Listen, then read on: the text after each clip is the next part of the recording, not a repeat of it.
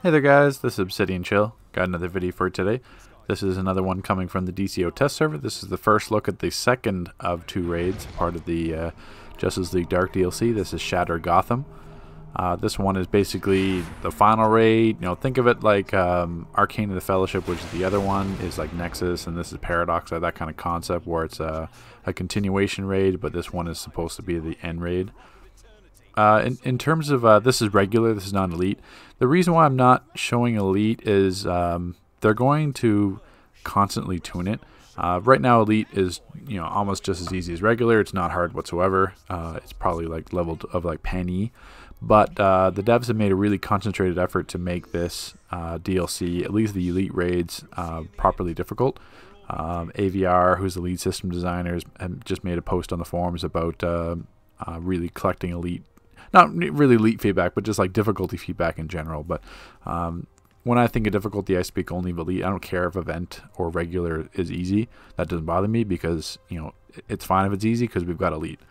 So we'll get right off the start here. This raid has a brand new mechanic somewhat with these platforms. So basically it's all these rocks floating in the sky. You've got to jump between them. You're grounded, so there's no movement mode, so it doesn't matter if you're flight, super speed, whatever, you're grounded. The only thing that you can technically use to get around this is if you're quantum, you can still teleport. So you could, if you missed your gap or jump or whatever, you can still quantum teleport, but nothing else impacts it at all. You can still jump roll, stuff like that, but apparently you're just kind of jumping between the platforms. You can fall off and die. That's perfectly can happen. If you miss the jump on the platform, you can easily die. And forgive myself at the beginning here, I had my old tank rotation from another raid out, so I didn't have Rage Burner on, so I changed armor real quick. That was a whoopsie on my part, didn't even pay attention to it. But yeah, in terms of having an easy regular raid or an easy event raid, that doesn't bother me because I'm not here, or I don't care if the devs make regular hard. Like in my opinion, regular should be a bit harder, not like high bosses or high damage. It should be hard mechanic wise because that's how players learn, so they can walk into elite content and not see, like, you know, just a wake up call. That's why I want harder regular content. But at the same time, if someone says, well, you know, don't make regular hard because you have elite, that, you know, that's a perfectly valid argument. So if someone wants to have regular event easier, I'm not too bothered with that. That's why we have elite content. I just don't want elite content to be scaled the same. So the difference really between elite with these platform jumps is that you don't have those little bridges like on the left hand side, and the platforms are slightly different. So you have to have concentrated jumps between all of them. There's no like easy platforms or bridges or anything like that. I'm assuming event has like just all bridges, but see to the left there's a little bridge that wouldn't be there in elite. That's but the only major difference is there's no like easy jumps in elite.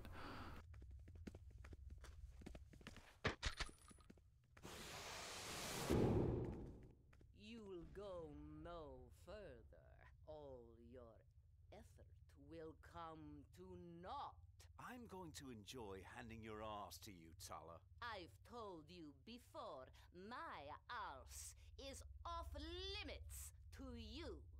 Okay, so like I've done previously with my videos, I'll talk on each section of the boss, so you can kind of skip that in the comments or just listen to me in general, and then we'll kind of play out the rest of the raid. So this is Tala, this is first boss. Tala basically has basically three main mechanics to it. In regular and elite. Once again, it's all subject to change, who knows, but the main attack is going to be the Meteor Strike, which basically summons these like lava meteors above you. They'll fall, do massive damage. In elite, that'll kill you. You can roll out of the way. Like the radius is not that large on them, so as long as you're not directly below them, you're fine. You'll also have adds, those blood golems spawn periodically throughout the fight. They don't really do a ton of damage. They do in elite. They do have an attack that will one-shot a player. I'm not exactly sure what to tell on that or why they do that, because they're still focused on you. It's some like cursed attack. It's come up in elite, so I'm not sure if that could change. But really, other than that, the ads don't really present a lot of danger to you or the group. They'll just keep spawning. So, and the room is pretty large, so you have, depending on your positioning, you might have to go back and jump and get the ads. But that's about it. The other thing is you can start to see in the right-hand side under Defeat Tala is the Madness Meter. That is the new mechanic for this DLC. So essentially, it raises 1% every second, and basically the higher they talked about in the live stream, but basically the higher that your madness meter are, or the higher your madness meter goes, the stronger you get. So I believe it's like a might buff. I haven't really checked the effects yet, but it was mentioned on the forums that it's like a might buff.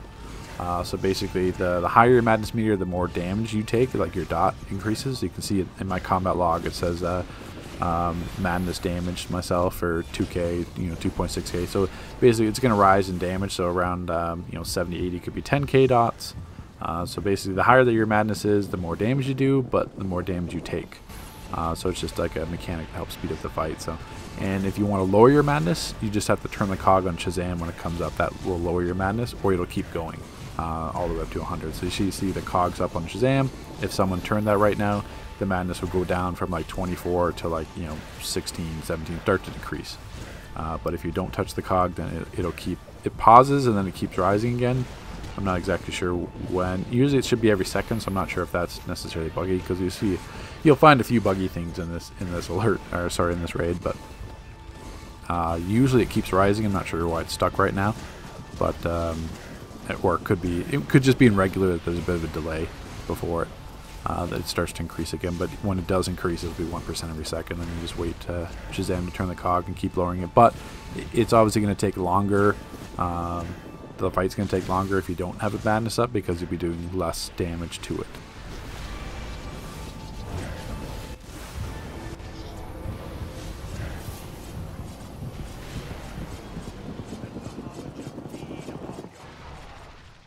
Master, no. I have been as loyal as a hound and as cunning as a cat. And still you failed. I've got a bad feeling about this. Okay, so the other thing you'll notice is after the fight, your Madness keeps ticking. Also, I'm not sure if that's completely intended. I'm pretty sure it is. But like say you had a Madness tick of like 65, 70, like a 10k dot, that would still keep ticking while you're out of combat. But your in combat regen or out of combat regen is still going to recover that. So it's just kind of an annoyance right now. But like I said, I'm not sure if they intend to keep the Madness ticking throughout. So you can see a couple people just died there. That's a moving platform. You got to be able to jump through it. So you just have to time the jump, basically. That's the same thing in Elite. I think it might move a little bit faster in Elite. I can't remember, but it still is a moving platform. So you can see each time there's going to be a boss fight, there's going to be new platforms you have to go to and basically jump between. But like I said, in regular, this is going to look different in Event and Elite. Event, I think there's a lot more bridges. Elite, there's none of those extra rocks.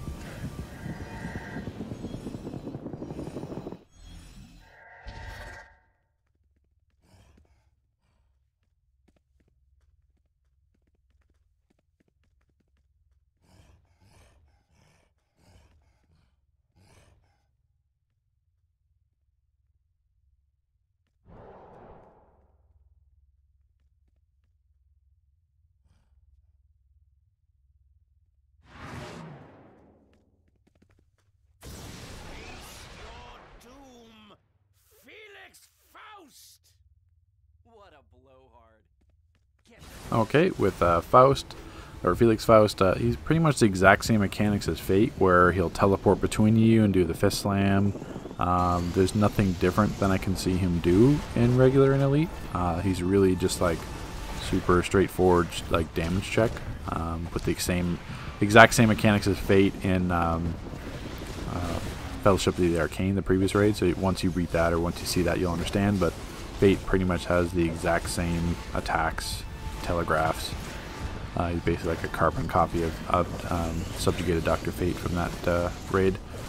But we'll see if they kind of add any differences. And the same thing, the madness meter exists, so it's the same concept. You're going to have the madness increase to be able to do more damage, or turn the cog on Shazam to turn it down. Also, the ads will keep summoning throughout the fight, but that's essentially it in terms of mechanic-wise. There's nothing really else that changes. It's also a quick fight as well. Speaking of that, disregard a little bit how fast regular is. Not so much difficulty, but how fast it's going, because as you can see by the CRs in the group, people already have vendor gear or purple drops from playing the DLC so far. So obviously day one CR is not going to be this high, but like I said before, it's not going to take long to reach the CR. Like, I'm not even wearing a single piece of vendor gear and I'm 267. I'm just wearing purple drops. Superboy's 270, that's full vendors, 270 with well, I should say it's 270 without the OP back or the OP head, so it's going to be even lower than that. But it's not like the raid's like 10 minutes faster because everyone's like 4 or 5 CR higher. I think in the first week everyone, like, there's gonna have plenty of people that are this high as CR, and just from drops and everything else. So plus everyone on test server has like basically 200 to 250 skill points is pretty much the average, so it's obviously a lot less. But just as like just a note of that, where it's not so much that they're going to be hitting me harder because I'm like a difference of 5 CR. Like, I'd still have way more stats as a tank on live because I'm missing like 200 skill points pretty much into like be able to put into health and dom and everything. So if anything, even though my CR is higher here, I'd be taking way less damage on live because my overall stats would be higher from skill points. But just a note of that to the fight as well. But you saw how quickly and how easy this fight's gone so far.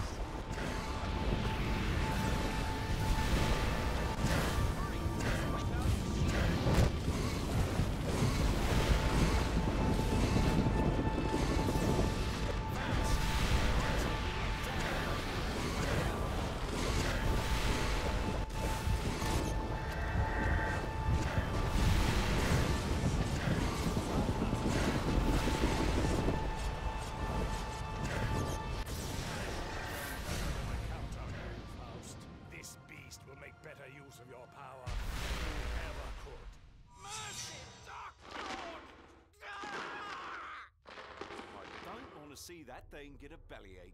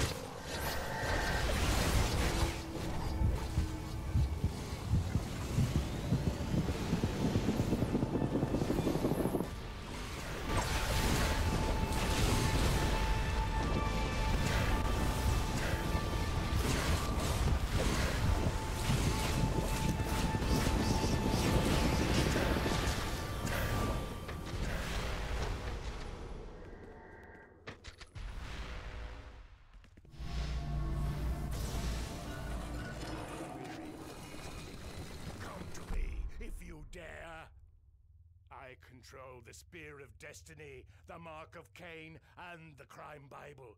You are powerless before me. Okay, so we have the Mordo Fight. This fight is basically like a two-part fight. You fight Mordo, kill him, and then basically he spawns that, basically it's a reskin of the Paradox Tyrant from Paradox Wave, the Devourer, and you see him in the background. So in terms of mechanics, same thing. He's similar to Fate, Hand Blaster attacks, he does a teleport, he's got a Pulse Beam, as keeps spawning, the Madness meter keeps ticking. So it's really kind of the same each fight. Really, the main difference is here, he does something when he activates the Crime Bubble. I can't exactly see what that does. I didn't notice it in regular or elite, so if it does something, it doesn't do anything yet. Because as you see on the cutscene, he's like, you know, I'm the most powerful because I have all 3 artifacts. Well, he's actually probably the weakest boss, and he's the weakest boss in the raid. But I know he's basically, he doesn't drop loot, so it's just at the first part. So you can kind of see that like blood bubble. I'm not sure what it does yet because I haven't seen anything, and no one died in elite to this anyway. Periodically throughout the fight, you will see these tentacles spawn in the back.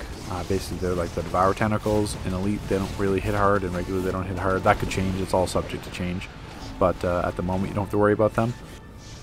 But that's essentially it. And then once you kill Mordo, then we'll bring out the final boss here.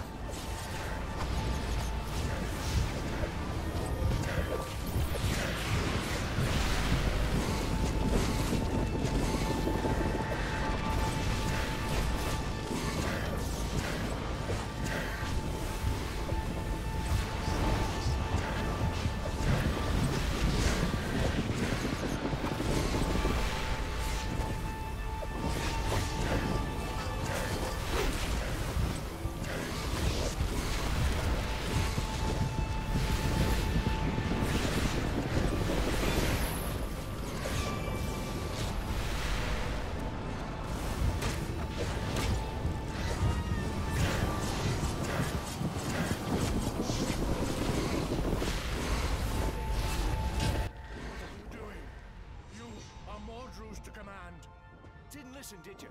I told you that thing was gonna break free. No. Back. I am the Dark Lord. Ta-ta, Mordo. Right, we've still got to deal with that thing, or we're all... no pressure, right? Okay, so that was an example of a bug in this raid.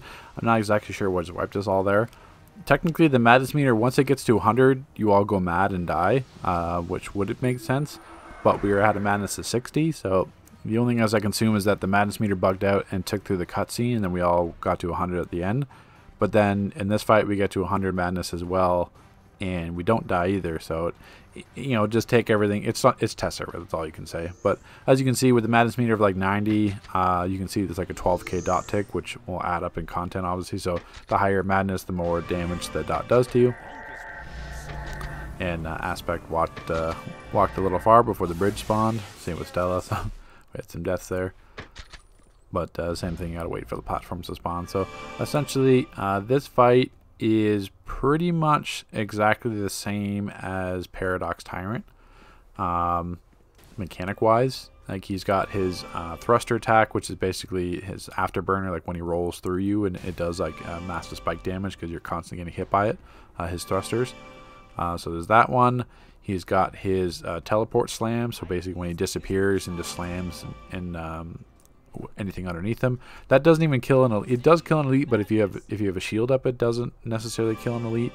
So once again, it's all, the tuning is subject to change. But other than that, it's just still like, there we go. You just saw the teleport slam. He's got his roll. He's got his stun attack. So basically, tanking wise, you just want to make sure he's not facing the group because they'll get stunned. And if you're a DPS or whatever, make a roll. Just make sure you're not in front of them or between him and the tank, because then you get stunned. Also add spawns, so you got to collect them during the fight. He's not like the Tyrant in that he rolls multiple times. That could change as well, but right now he only rolls once to that spot where, obviously, you know, the Paradox Tyrant can roll 3 times throughout the group. They probably just didn't do that because obviously this room isn't as large as the room in Paradox. He's also got his chomp. This would just kill Stella there. Not sure why he was chomping on Stella, probably proximity. But and there's a teleport that kills people too, but same thing. So it's basically the exact same concept as Paradox Tyrant. As you can see, Shazam was outside, so we can't even turn the cog to lower the madness. So that's another bug. We couldn't even get him to spawn inside, so you can't turn the cog. And then also we just reached madness 100, and then he just disappeared. Like the madness dot at 100 was taken for like 15k. We got to 100 and then disappeared. Oh, it's actually still ticking. I can see now in the combat log. My heals are just covering it from rage, so I didn't notice. So yeah, so the madness meter is still ticking, but it just doesn't show the text. That's but oh, I should have mentioned before, Tala also has a healing mechanic. I'm not sure if it's in regular, but she's got a pulse beam that you have to lunge, and if you don't lunge her, then she heals a bit. But the NPCs like Constantine and Shazam seem to lunge very quickly. Like if I'm like a half-second delay on the lunge, they lunge it for me, which is not necessarily what I want, because A, it decreases the difficulty, and B, you can't be stealing a counter from you. But let's talk about the Devour fight. So this one fight's probably going a lot faster than it should, just because our madness is so high and bugged. So we're probably like maxed buffed wise, so it's going a bit faster. But as you can see, really there's no, like the ad spawn, he's got the stun attack, he's got his teleport slam, his chomp, and his roll. That's really the only mechanics to the fight. There's not even any mechanics to the fight. The only mechanic technically is the madness meter. Other than that, it's just the boss attacks, and which is the exact same as the Paradox Tyrant. So you'd know exactly what you'd have to do to avoid it and what they're going to do. So it's not like there's a mystery about what the slam's going to do, or what the roll damage is going to be like, or his chomp. Like we've all seen that before. So that's why they kind of definitely need to add some extra layers of elements to this last fight, because this is supposed to be, you know, the big bad boss, but he's actually even easier than the Paradox Tyrant. But you can touch it easily. So it's really, this raid could look completely different when it comes on live. This is just what it looks like currently on test. Obviously regular is pretty easy. Elite is, you know, easy as well, but like I said, they are focusing on feedback changes to increase the difficulty, so we'll see how this pans out. But essentially this is what Shattered Gotham regular looks like. It's certainly like a really nice looking raid, that's for sure. Like the environment's all new, new maps, but this is what it looks, guys, and so take care and look forward to the other testing server videos.